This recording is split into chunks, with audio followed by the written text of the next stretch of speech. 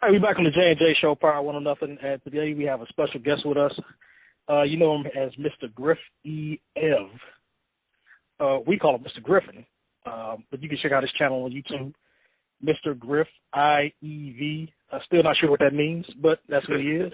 Yeah. Make sure you check out his channel when you get a chance. Oh, go ahead, Griff. Yeah, a little quick origin on that. I originally wanted to call it Mr. Griffin, but that name was taken. So I took the first letter of my first two names. My actual name is Irvin Verome Griffin Jr. Okay. So I took the E in Irvin and the V in Verome, and that's where I got the EV from. There you go, Irvin Verone. Make sure you check out his channel. We'll link you to it and everything like that. Today we're actually going to discuss a few topics. We're going to do a roundtable discussion, actually, rapid fire style, and we are going to start with the Reverend Al Sharpton. A lot of controversy surrounding him, and the question is Al Sharpton relevant or counterproductive to the movements that you see going on today, in particular with circumstances such as Eric Garner and Michael Brown? Is Al Sharpton important, significant? Does he help, or is he counterproductive? Mr. Griff, we're going to start with you. Okay. Al Sharpton is a significant figure as far as the civil rights movement goes. These days, though, I find him to be more counterproductive than helpful. I mean, he's helpful in instances, but overall, he's counterproductive because he still wants to do things the old way, and the old way is not working. It hasn't worked for a while, in my opinion. Okay. Jay, on you. Yeah. You know what, man? I think that it really depends on who you ask and how you look at it, because Sharpton always gets involved in these types of cases. And the families normally take him on because he's a high-profile figure, and he can get shit done. He can get the word out. He can get people paying attention and talking about it and hopefully get some action. But a lot of people say, oh, shit, here comes Al Sharpton again. As soon as something happens with a black family, they go running to Al Sharpton. So it could be construed as negative, also. That's why I say it depends on who's talking about it, who's looking at it, and who you're talking to. But we're asking you, what are your thoughts? Is he counterproductive, or is he important to the causes? Does he help? I mean, I think it's both. Because, like I said, he gets the word out there. He is somebody who can speak for you when the family doesn't necessarily have that platform. But he does. So that gets it out there. It gets people talking about it. It gets things moving in that way. But in a sense, a lot of people may just roll their eyes at it and not really take it seriously because Sharpton jumps on everything like that. And that's what I really do mean. It is both. Okay, so I'm going to answer, and I think Al Sharpton is productive, and I think he's helpful, and I'll tell you why. Al Sharpton brings attention to issues that otherwise would not get attention a lot of times. The stuff that you're seeing in the news, such as the Eric Garner situations, Michael Brown situations, Tamir Rice, Amadou Diallo years ago, Abner Louima, all those different things would have been swept under the rug if it wasn't for somebody like Al Sharpton stepping out there and putting his name and face in the mix. Now, you can say that he's counterproductive from the standpoint of a lot of people don't trust him, the Tawana Brawley issue, some other issues in the past where you felt like he might have been more divisive than helpful. But at the end of the day, you have to ask yourself this, with all these celebrities, entertainers, and athletes, how many of them are stepping out there to put their names and faces on things? I don't see Michael Jordan on it. I don't see Tiger Woods. I definitely don't see Charles Barkley out there unless he's doing the opposite, which is bringing negative attention to it and being self-righteous as fuck. So, yeah, I think Al Sharpton is absolutely productive. We need a figure like that out there. Is he perfect? Fuck no. But then again, who is? And quite frankly, he's showing a lot of courage by doing this because he's going to get his ass whipped in the media every time. Fucking Fox News is going to have a field day with him the minute these issues arise and try to paint him as nothing but divisive. When, again, in actuality, if we had other black figures step up like motherfucking Oprah and Will Smith and these niggas, then a lot of times he wouldn't have to step out there. Very true. So, that's my 2 cents on Al Sharpton and whether or not he's productive or counterproductive. And with that, we're going to move on to the next subject. Bill Cosby.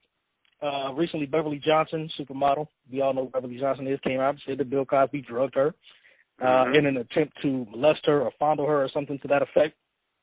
Bill subsequently came out himself and has finally spoken on the matter and has said he wants the black media to remain neutral. Do you agree with Bill Cosby that the black media should remain neutral? Griff, start with you again. Okay. I'm going to actually say my catchphrase as part of my answer. Ain't that some bullshit? He's telling us, no, seriously, he is telling us to remain neutral and impartial. Why isn't he giving this same speech to the mainstream media? It's the mainstream media that is dropping his tighty-whities and basically fucking them in the ass with no lube. It's the mainstream media that's coming up with a woman seemingly every day that says, Bill Cosby drugged and raped me.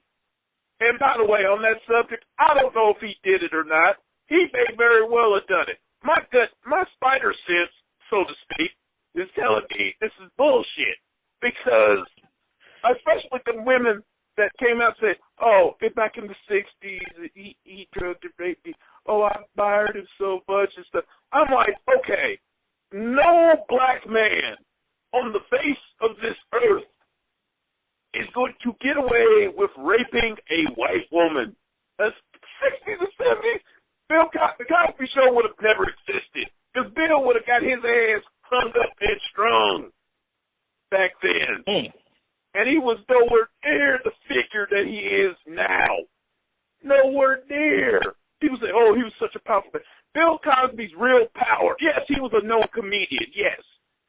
He was a known celebrity. But Bill Cosby's real power came in the 1980s, mid to late 80s, with the Cosby Show and later Different World.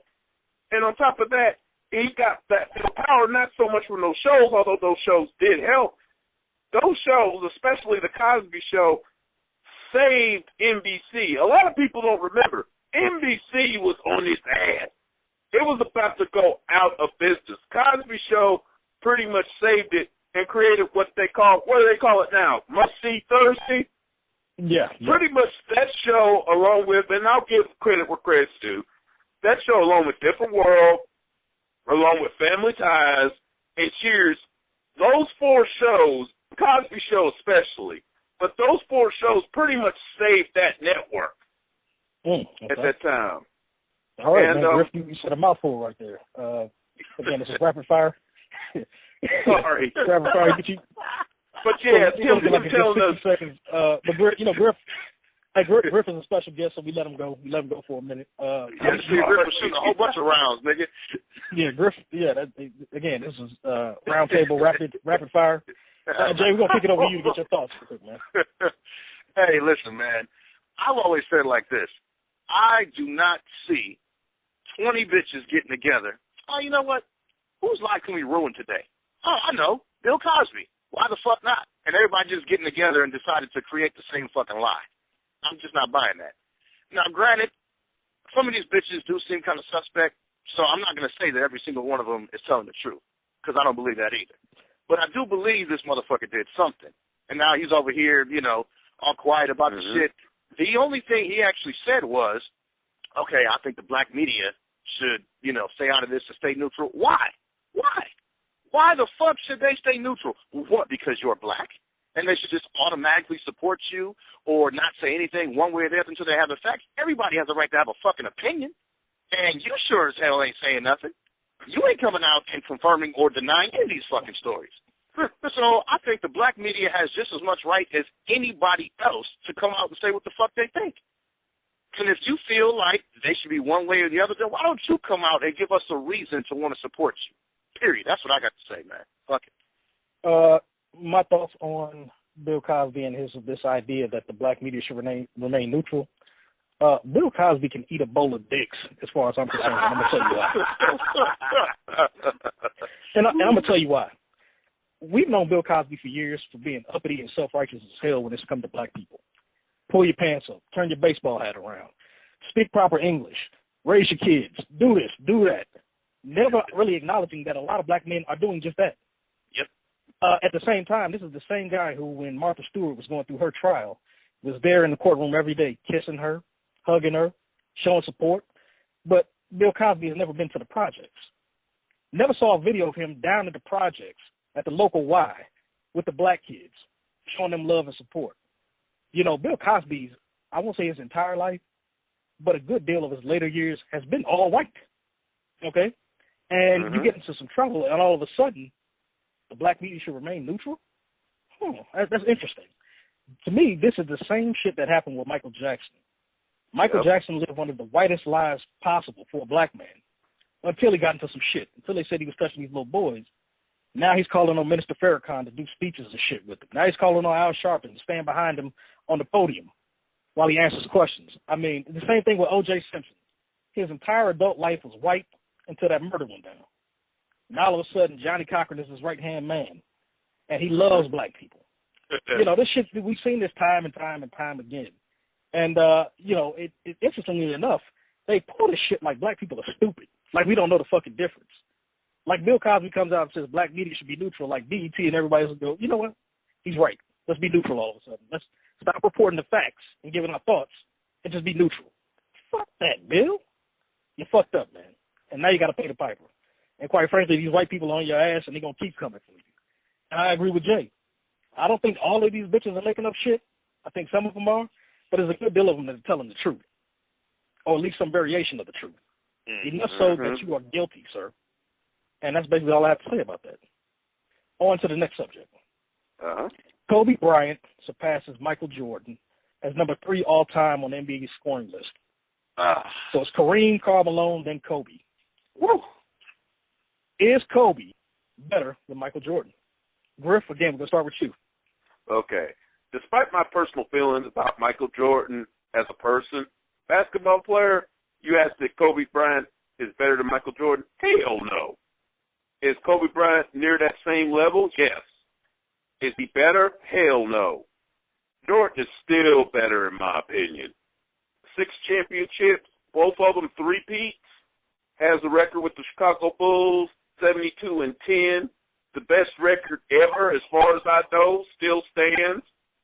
I mean, Kobe's done some impressive things, but I would still hold Jordan over Kobe. There you go. Jay, on you. No. Kobe Bryant is not better than Michael Jordan. Now, I will echo what Griff said as far as Michael Jordan as a person. He's a fucking asshole. But we ain't talking about that. We're talking about on the basketball court. Kobe Bryant is not a better basketball player than Michael Jordan. If you look at Kobe's shooting percentage, it's terrible compared to Jordan's. If you look at Jordan's history, his whole history of being the greatest basketball player of all time, there's a reason why motherfuckers say that. There's a reason why nobody debates that shit. Yeah, they may say, hey, you know, so LeBron's coming around, Jordan's coming around, you know, you see some similarities and shit like that. But at the end of the damn day, if you make yourself a top 10, like me and Jay have before, Michael Jordan is always number 1 on that top fucking 10. And there's a reason. Kobe Bryant, very good player, fucking fantastic player, Hall of Fame bound, and he's number 5 on our list, by the way. But he is not the greatest player of all time. No, he's not. And I have to agree with the sentiment of my guys right here. Kobe, no. I mean, great accomplishment, but he's nowhere near. As far as I'm concerned, you know, people say he's comparable to Mike. I don't even think they're in the same vicinity.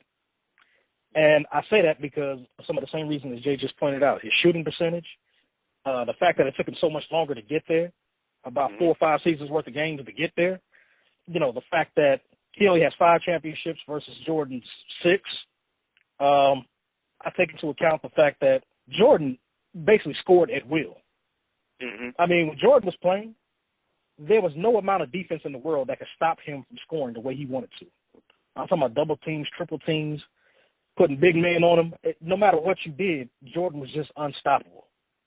And at the same time, I take a look at somebody like Kobe, who is a great player, don't get me wrong, but another factor that Jordan has over top of him is maturity.